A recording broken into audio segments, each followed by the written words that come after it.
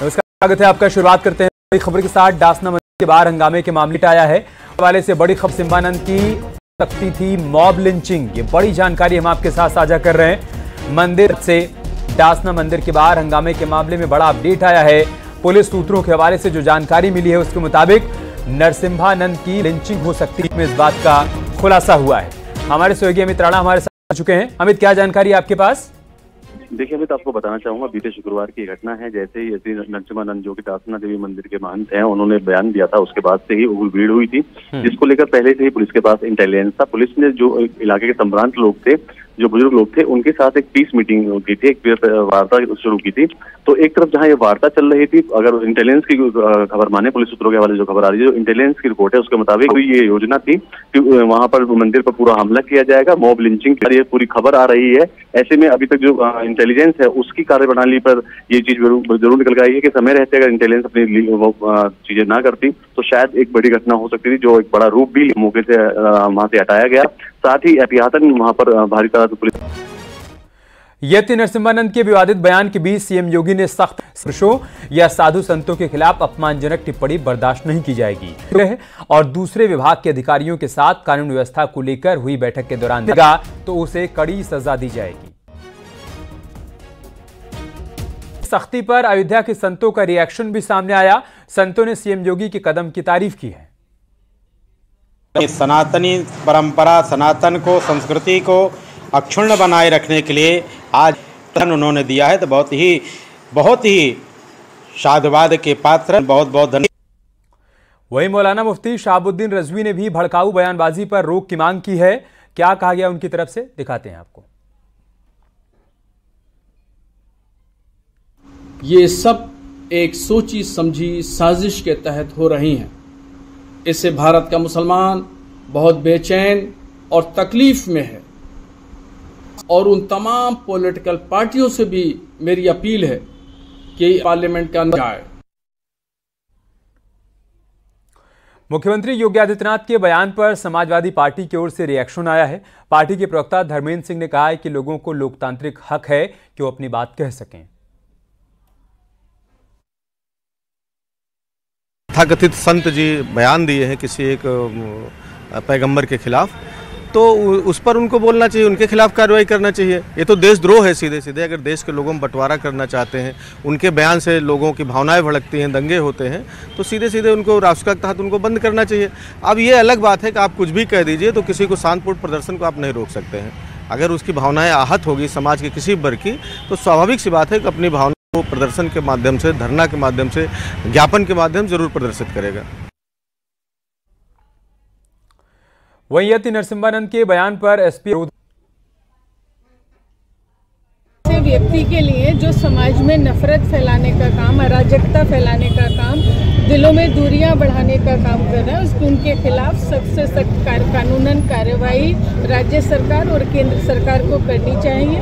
अगर इस पे कार्रवाई नहीं होगी तो और लोगों को भी ऐसी बातें कहने का, जहर फैलाने का बल मिलेगा और इस तरह की जो चीज़ है वो हमारे देश के लिए किसी तरह से भी मुनासिब नहीं है। तो ये मांग हमने राष्ट्रपति से, अपनी एक मांग हम सब लोगों ने डीएम साहब के जरिए। इस तरह की घटना नहीं होनी चाहिए, लेकिन आप सल्लल्लाहु अलैहि वसल्लम की शान में गुस्ताख करने वाले व्यक्ति के खिलाफ सख्त कार्रवाई होनी चाहिए और सरकार चाहिए कि देश के अंदर रहने वाले करोड़ों लोगों की भावनाओं का ख्याल करने का काम करे और देश में नहीं पूरे विश्व के अंदर जितने खरबों लोग हैं उन सब की भावनाएं आहत हुई हैं और लोगों को हमारे देश की छवि लोगों के उल जलूल बयानों से किसी भी धर्म के किसी भी व्यक्ति के खिलाफ अगर कोई बाध्य के महापापी व्यक्ति को, मैं महापापी कह रहा हूँ, महापापी व्यक्ति को जिसने इस प्रकार की हरकत की है उसके खिलाफ सख्त कार्रवाई होनी चाहिए।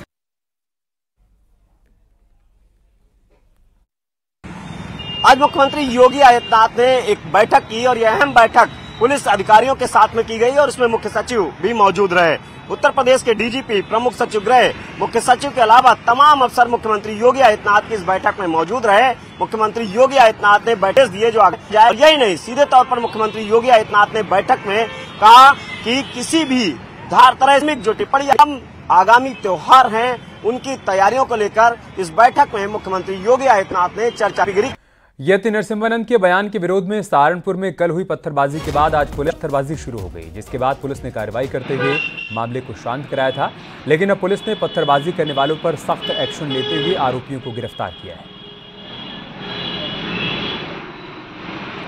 दो तस्वीरें हम आपको दिखा रहे हैं। एक तस्वीर आप कल के देख पा रहे हैं 6 अक्टूबर 2024, जब वहां पर विरोध प्रदर्शन के नाम पर पथराव किया गया, पुलिस चौकी को निशाने पर लिया गया और अब पुलिस का एक्शन शुरू हो गया है। 7 अक्टूबर 2024 की दूसरी तस्वीर आप देख पा रहे हैं। 13 लोगों को पुलिस ने पत्थरबाजी के आरोप में गिरफ्तार किया है। इन सभी पर माहौल बिगाड़ने, साजिश करने का आरोप लगा है।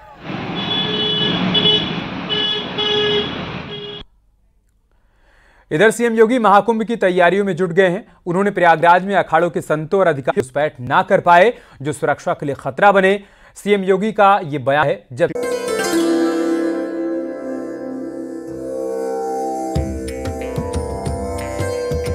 समीक्षा कर रहे हैं और योजना तैयार कर रहे हैं, जिससे संगम नगरी में सुरक्षा तमाम काफी दूरी तक जाएगा।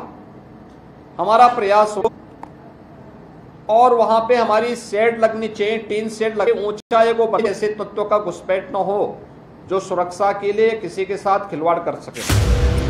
संगम नगरी कुंभ में पेशवाई और शाही स्नान जैसे उर्दू और फारसी शब्दों को लेकर संग्राम मचा है। इसको लेकर अखाड़े के संतों ने बेहतर आयोजन की रूपरेखा तैयार की। सीएम संतों को आश्वासन दिया डिप्लॉय किए जाए, वे सिविलियन हो या फोर्स से जुड़े हुए हैं, यूपी पुलिस के हों, पीएससी के, होम गार्ड के हों। हमारा होना चाहिए पब्लिक के साथ में, श्रद्धालुओं के साथ में। यहाँ पे श्रद्धालु आएंगे, उन श्रद्धालुओं के साथ हमारा व्यवहार कैसे होना चाहिए, ये ट्रेनिंग प्रयागराज कुंभ 2019 ने इस मामले में बहुत अच्छा कार्य किया था। तैयारी महाकुंभ के आयोजन को पहुंचाया जा सके और सफल किया जा सके।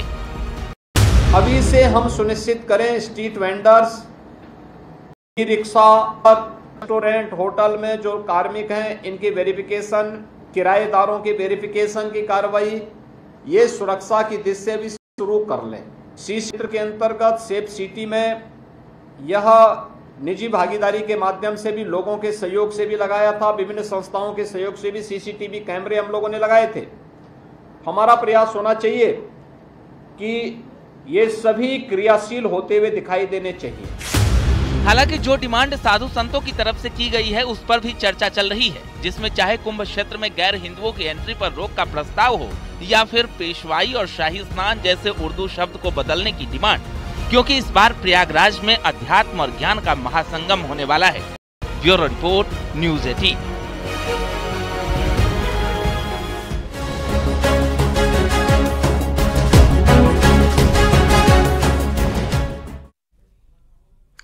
और बात करते एक और बड़ी खबर की। लखनऊ में मुख्यमंत्री आवास पर हुई बीजेपी की बैठक में यूपी में होने वाले उपचुनाव को लेकर चर्चा हुई।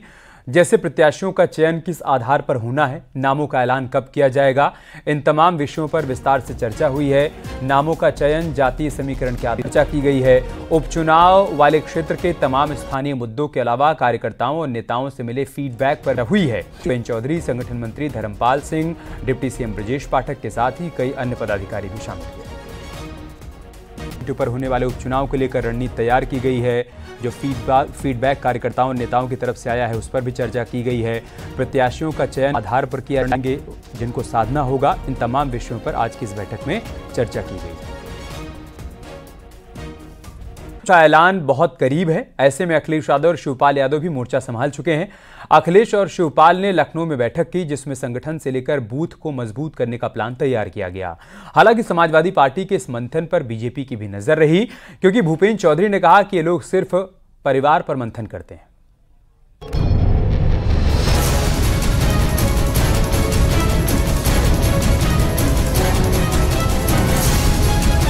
समाजवादी पार्टी के बड़े चेहरे अखिलेश यादव और शिवपाल यादव रणनीति बना रहे हैं।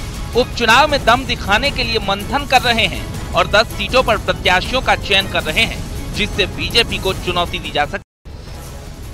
ऐसे में आज अखिलेश यादव ने उपचुनाव और 2027 के विधानसभा चुनाव को लेकर मंथन किया। बैठक में समाजवादी पार्टी के नेताओं का फीडबैक लिया। अखिलेश यादव का फोकस हर स्तर पर संगठन को मजबूत करने पर रहा और बूथ स्तर पर पार्टी नेताओं को जिम्मेदारी भी दी गई। साथ ही मतदाता सूची में नाम जुड़वाने को लेकर भी प्लान तैयार हुआ है। अखिलेश की कोशिश न सिर्फ उपचुनाव बल्कि आगामी विधानसभा चुनाव को लेकर भी संगठन को मजबूत करने पर है। ऐसे में अखिलेश की नजर बीजेपी की तैयारियों पर भी है, क्योंकि जो प्लान बीजेपी ने तैयार किया है कुछ उसी दिशा में समाजवादी पार्टी की रणनीति आगे बढ़ रही है। उपचुनाव की तैयारियों में जुटी भारतीय जनता पार्टी ने विपक्ष को चित करने के लिए बूथ स्तर पर ही प्लान चक्रव्यूह तैयार किया है। इसके लिए भारतीय जनता पार्टी ने जो तैयारी की है उसमें बूथ स्तर पर चाहे वो बूथ के अध्यक्ष हो या शक्ति केंद्र के संयोजक हो, मंडल के संयोजक हो, मंडल के अध्यक्ष और उपाध्यक्ष, यानी कि चौतरफा टीम को बूथ स्तर पर तैनात किया है और उनको बूथ जिताने की जिम्मेदारी दी है। इसके लिए खुद महामंत्री संगठन धर्मपाल और भारतीय जनता प्रदेश के बीजेपी और समाजवादी पार्टी तैयारी कर रही है। उससे तो तय है कि मुकाबला लोकसभा चुनाव की तरह ही दिलचस्प हो। परिवार की बात होगी, यारे मजबूर हैं, क्या करें। हमारी पार्टी का दो तरफा हमारी तैयारी है और पूरी ताकत के साथ हम लोग जनता के बीच में जाएंगे। ये लड़ाई प्रमुख दलों की नजर दलित यानी बहुजन समाज पार्टी के वोट बैंक पर है। ऐसे में पार्टी खुद को दलित वोटरों के बीच मजबूत कर रही है ताकि अपने कोर वोट बैंक के साथ उस वर्ग को भी साधा जा सके जिससे जीत का मार्जिन बढ़ सके और चुनौती 2027 के विधानसभा चुनाव में खड़ी की जा सके। अब इसी रणनीति के साथ बीजेपी और समाजवादी पार्टी तैयारियों में जुटी है। Bureau report, news 18।